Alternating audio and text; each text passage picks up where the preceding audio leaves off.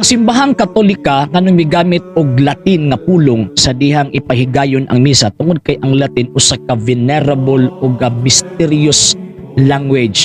Venerable in the sense sa iyang origin nagikan pagid siya sa kanang first century nga mga Kristiyano kaniadto. Mao ni ang mga pamulong sa mga martir kaniadto nga nagtago-tago sa katakumba nga gipanglutos sa Romano nga gitawag og imperyo. Unya kining maong Latin nga gitawag og language mao ni ang ginagamit sa mga martir kaniadto pag-communicate, paghatag og pagsimba ngadto sa Dios. Mo nang gigamit ang maong Latin nga pulong sa panahon sa misa kay mao kini ang pamaagi nga diin maghinumduman sa Dios ang mga pulong sa iyang mga suod nga mga higala nga mihalad og kinabuhi tungod sa pagtuo nga ilang gitawag og gihuptan. Usa pod ka misteryoso ining maong klase nga lengguwahe nga naman kay ang Latin usa ka dead language, dili siya living language. Ang buti pasabot ang iyang mga kahulugan, ang iyang mga termino wala gyud gitawag og kausaban.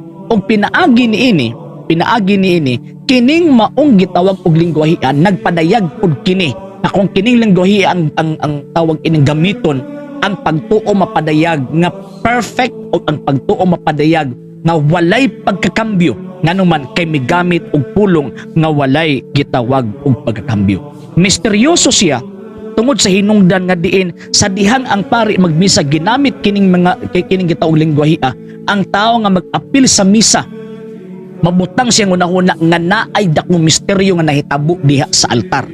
Naay dako nga milagro nga nahitabo diha sa altar nga dili matugkad, dili makuha or dili masabot sa ordinaryong pagsabot sa gitawag og mga tawo ng panahon sa konsagrasyon nga makambyo ang pan ug bino ngadto sa tinuod nga pagkalawas og dugo ni Kristo. Pabato sa una, sa 1st, 2nd ug 3rd century, ang mga pari kaniadto basta magmisa na magtabon og kining kuan, magtabon og kining kurtina nga di makita sa mga tao.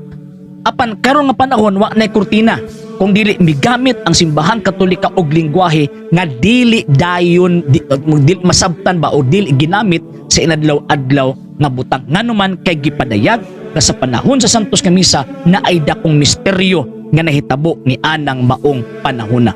So ang mga Hudiyo pod migamit sila og ilang kaugalingong lengguwahe sa pagsimba kay tungod nagpadayag pod sa pagkabinerable og pagkamisteryoso. Ang mga Hudiyo nigamit sila Hebrew.